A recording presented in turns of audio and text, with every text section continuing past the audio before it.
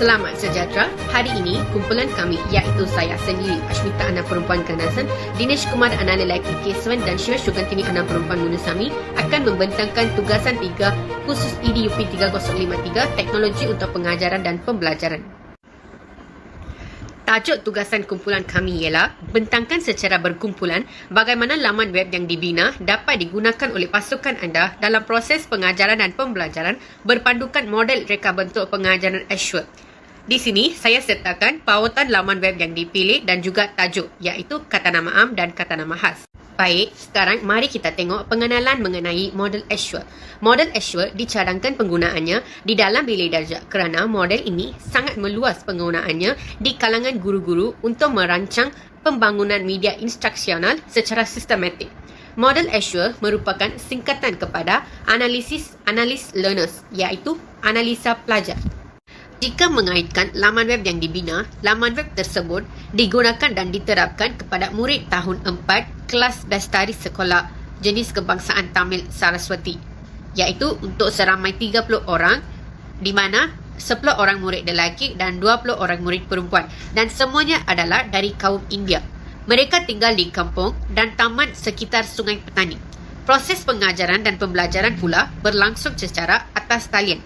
Berdasarkan maklumat murid melalui pemerhatian semasa proses pengajaran dan pembelajaran yang berlangsung secara atas talian dan temubual dengan guru kelas dan beberapa murid, didapati murid-murid kelas 4 Bestari mempunyai ciri-ciri seperti berikut. Antaranya ialah dari segi emosi dan tingkah laku pula, didapati beberapa murid kelas 4 Bestari mempunyai ciri-ciri seperti berani dan suka menjawab soalan cikgu, dan ada juga murid yang perasaan terlalu merendah diri, risau, takut, sedih, malas dan juga pasif. Dari segi sosial pula, murid-murid kelas 4 Bestari didapati gelisah, pendiam, suka ponteng kelas dan kurang berkeyakinan. Hasil pemerhatian juga didapati murid kelas ini kurang mendapat perhatian daripada ibu bapa atau penjaga di rumah, terutamanya dalam bidang pendidikan ketika PDP berlaku secara atas talian. Ketiga, iaitu dari aspek kesedaran belajar, murid-murid kurang bersedia untuk belajar, kurang perbendaharaan kata dan kurang pemahaman. Akhirnya, kebolehan murid. Hasil pemerhatian juga mendapati murid kelas 4 Bestari ini suka melakukan aktiviti yang berkaitan dengan teknologi maklumat seperti Jamboard, quizzes dan wordwall. Kemudian itu, aspek kedua iaitu state objektif, menyatakan objektif. Sekarang, saya akan menerangkan cara menggunakan aspek ini dalam proses pengajaran dan pembelajaran.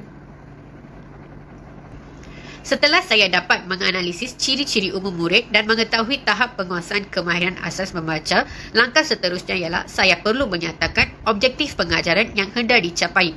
Objektif pembelajaran diambil daripada sukatan pelajar yang telah ditetapkan oleh Kementerian Malaysia. Ia dirancang berdasarkan dokumen standard kurikulum pelajaran sekolah rendah iaitu DSKP. Ini perlu dilakukan dengan teliti kerana saya perlu melihat setiap perubahan tingkah laku yang berlaku pada murid saya sepanjang proses pengajaran dan pembelajaran. Saya juga perlu menyatakan objektif pengajaran yang jelas, boleh dilihat perubahan tingkah laku dan dapat dicapai. Sebagai contoh, sebelum pengajaran bermula, saya telah menetapkan objektif pengajaran bahawa di akhir sesi PDP, murid dapat menyenaraikan kata nama am dan kata nama khas berdasarkan audio yang didengarkan. Kedua, murid dapat mengenal pasti dan menggariskan kata nama am dan kata nama khas yang terdapat dalam ayat. Ketiga pula, murid boleh menguraikan isi pelajaran. Dari segi kognitif, mengamalkan nilai murni seperti bertanggungjawab dan bekerjasama. Dari segi efektif, goyangkan badan. Dari segi psikomotor serta berinteraksi dengan rakan-rakan sewaktu aktiviti berkumpulan. Dari segi interpersonal. Jadi, saya perlu menyediakan latihan atau merancang PDP berdasarkan kemampuan dan kebolehan murid dan pengetahuan sedia ada mereka. Sebelum membenarkan murid untuk membuat latihan, ilmu mengenai kata nama am dan kata nama khas perlu diterapkan dan diajarkan kepada murid. Terlebih dahulu melalui nota ringkas, gambar, video, audio dan kuis yang disediakan dalam laman web. Ini adalah contoh gambar laman web yang membuktikan penggunaan nota ringkas, video, audio, kuis dan sebagainya. Di sini kita boleh melihat antara contoh penggunaan media dalam laman web. Pada seterusnya, saya Dinesh Kumar dan saya akan membentangkan tentang select method, media and material, iaitu memilih kaedah, media dan bahan. Okey, seperti yang ditunjuk, kami telah menggunakan kaedah, media dan bahan dalam blog yang telah kami sediakan. Okey, antara kaedah yang kami gunakan ialah kaedah penerokaan dan kaedah berpusaka murid. Dan media yang telah digunakan adalah antaranya ialah teks bergambar dan komputer. Dan bahan yang telah digunakan adalah media 2D dan laman web. Okay, ini adalah contoh gambar. Baiklah, yang seterusnya saya akan membentangkan tentang utilize media and material, iaitu gunakan media dan bahan. Okay. Seterusnya menggunakan media dan bahan yang telah digunakan dalam blog. Okay, yang pertama, media 2D seperti gambar haiwan, guru dan lain-lain yang telah digunakan dalam nota bagi menarik minat murid. Okay, seterusnya, tayangan video yang telah disediakan di set induksi dan nota untuk memberikan penjelasan kepada murid tentang topik pembelajaran. Okay. Seterusnya, laptop atau telefon bimbit yang telah digunakan untuk mengakses pautan blog.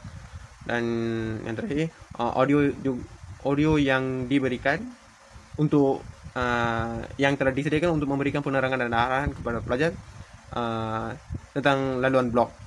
Okay. Pelajar boleh memainkan audio yang diberikan dengan klik pada bentuk play, bentuk segitiga play. Okay. Okay, ini adalah antara gambar yang menunjukkan video, audio dan gambar. R itu merujuk kepada required learner and participation, iaitu tindak balas pelajar ini. Proses PDP berlangsung secara atas talin sepanjang tempoh PBS kami dan berdasarkan hasil pemerhatian semasa proses PDP dan temu bual bersama guru bahasa Melayu tahun 4 serta beberapa murid, kami dapati bahawa murid-murid kelas 4 best tadi sangat aktif dalam melibatkan diri dalam proses PDP dan di luar waktu PDP. Okey, jadi latihan-latihan yang terdapat dalam laman web yang kami telah bina amat membantu murid-murid supaya meningkatkan pemahaman mereka terhadap topik kata nama am dan kata nama khas. Ya, kerana laman web yang kami telah bina mengandungi beberapa latihan dalam bentuk latih tubi, kuis-kuis yang memerlukan tenaga pelajar sendiri untuk menyemak jawapan mereka selepas sahaja mereka menghabiskan kuis. Jadi di sini buktikan mereka tak perlu bantuan guru untuk semak jawapan mereka. Setelah mereka menjawab, mereka boleh semak jawapan mereka sendiri. Mereka boleh tahu keputusan mereka sendiri. Okay, lepas tu latihan-latihan dan kuis-kuis sebegini dapat terus mengekalkan penglibatan pelajar dalam aktiviti pembelajaran. Media pengajaran yang baik juga boleh membolehkan penyertaan dan respons pelajar berinteraksi serta mendapat maklum balas. Okay, ia juga harus bersesuaian dengan aktiviti-aktiviti serta teknik-teknik pengajaran yang dilaksanakan oleh guru. Contohnya, gambar-gambar GIF, nota-nota menarik kata nama, video kata nama yang terdapat di set induksi dan bahagian galeri itu dapat mencetuskan pencernaan idea dan juga aktiviti penyelesaian. Itu menunjukkan kuis bagi kata nama am dan gambar kedua itu menunjukkan kuis bagi kata nama khas. Di sini mereka perlu jawab dan boleh semak sendiri jawapan-jawapan mereka dengan menekan butang semak kat situ. Okey. Yang ini contoh gambar nota-nota dan video-video. Gambar pertama tu menunjukkan gambar nota kata nama am dan kata nama khas. Gambar kedua tu menunjukkan satu video di bahagian set induksi. Okay, set induksi ini perlu menarik minat murid-murid. Setiap guru perlu mengambil kira perkara ini. Sebab set induksi ini merupakan satu permulaan pembelajaran, satu strategi yang guru-guru boleh dilaksanakan untuk menarik minat, untuk memberi satu gambaran kepada murid-murid tentang apa topik yang mereka akan diajar, guru-guru akan ajar pada hari tersebut. Okey, jadi set induksi ini amat penting dan juga dalam pembinaan laman web kita boleh masukkan set induksi ini dalam bentuk menarik. Okey, seterusnya ialah aspek yang terakhir iaitu E, evaluate and revise, iaitu menilai dan menyemak semula bahan. Okey, jika kita tengok dari segi penilaian formal, dia ada dua iaitu ujian pra dan pasca. Lepas tu penilaian informal pula melalui hasil kerja pelajar, pemerhatian, soal jawab, aktiviti kumpulan, pembentangan dan sebagainya lain. Okey, penilaian bagi latihan ini adalah contoh gambar Gambar pertama itu menunjukkan penilaian kuis. Baik, kami ada meletakkan kuis dalam laman web kami, kuis kata nama am dan kata nama as juga. Tapi di sini saya tunjukkan satu contoh gambar kuis kata nama khas sahaja. Di sini murid perlu isi tempat kosong, lepas tu mereka perlu tekan butang semak itu untuk mendapatkan keputusan mereka. Lepas tu gambar kedua tu menunjukkan latihan pengukuhan. Okey, di sini kami ada letakkan audio sebuah cerita. Lepas tu murid-murid perlu menyenaraikan kata nama am dan kata nama khas yang terdapat dalam audio tu. Di sini dapat buktikan kemahiran mendengar murid-murid dapat dipertingkatkan lagi. Okey, jadi penilaian penguasaan murid-murid juga dapat dilakukan dalam bentuk latihan pengukuhan, kuis-kuis yang terdapat dalam laman web yang kami telah sediakan. Pelbagai latihan dan kuis yang terdapat dalam laman web juga membantu para pelajar tahun 4 supaya meningkatkan lagi tahap pemahaman mereka terhadap topik kata nama. Dan juga ia membuktikan laman web memberi kesan yang sangat positif dan memikat hati semua murid tahun 4. Jadi keputusan penilaian akan mempengaruhi keputusan yang akan diambil terhadap perkara yang dinilai. Okey, dia akan membantu murid-murid dan juga guru-guru. Dari segi murid-murid, dia akan membantu murid-murid supaya menguasai semua topik. Lepas tu murid-murid juga dapat menekan pautan untuk membuat ulang kaji pada bila-bila masa yang diperlukan. Okey. Lepas tu dari segi guru-guru pula, dia akan membantu guru-guru dalam menilai tahap penguasaan murid-murid. Okey. Okey, seterusnya kami juga ada menyediakan ujian pra dan pasca untuk menguji tahap keberkesanan laman web kami. Contohnya, bagi menguji tahap keberkesanan laman web, kami telah sediakan ujian pra pasca melalui Google Form supaya mengedarkan kepada murid-murid tahun 14 dari PSJKT Saraswati. Okey, ujian pra itu dilaksanakan sebelum murid-murid mengakses kepada laman web. Ujian pasca pula dilakukan selepas murid-murid berjaya mengakses laman web. Okey, jadi dapatan hasil daripada peningkatan pencapaian murid-murid dalam ujian pasca membuktikan kepada kita bahawa murid-murid menguasai kata nama am dan khas secara lebih mendalam, sekaligus mereka dapat membuktikan tahap keberkesanan laman web yang kami telah sediakan.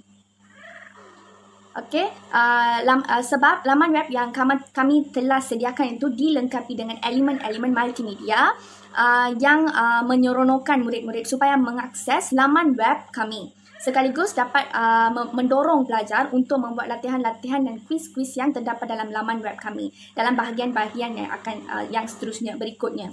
Okey, jadi apabila mereka membuat latihan-latihan kuis-kuis sebegini, dapat mempertingkatkan lagi tahap pemahaman dan boleh membantu murid-murid untuk mencapai satu keputusan yang baik. Okey, dalam ujian-ujian berkenaan topik kata nama am dan kata nama khas. Okey. Okey, ini merupakan contoh pelaksanaan ujian pra dan pasca. Gambar pertama itu menunjukkan Google Form yang kami telah sediakan. Google Form ujian pasca yang kami telah sediakan. Di sini, murid dikehendaki mengisi nama penuh dan kelas mereka. Lepas tu mereka perlu tekan butang next itu. Lepas tu, setelah mereka tekan butang next, skrin akan menunjukkan beberapa soalan kata nama am dan kata nama khas. Contoh soalan boleh tengok dalam gambar kedua tu.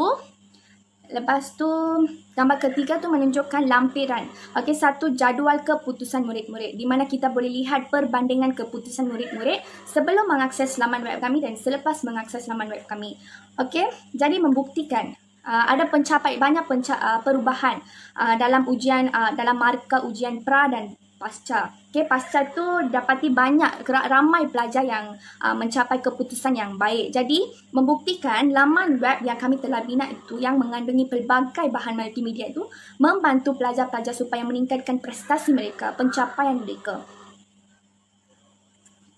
Okey, kesimpulannya, model Azure ini mempunyai asas yang kukuh dijadikan panduan pembinaan bahan media, pengajaran dan pembelajaran. Ini kerana berdasarkan kajian lalu, model ini bukan sahaja memberi panduan kepada guru dalam PDP, malahan ciri-ciri yang terkandung dalam model ini mampu mengubah tanggapan pelajar terhadap proses PDP yang selalu diperkatakan sebagai satu perkara yang membosankan.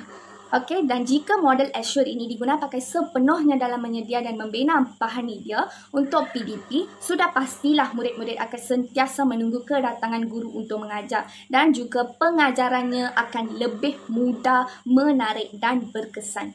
Okey. Ini ialah rujukan yang kami telah masukkan.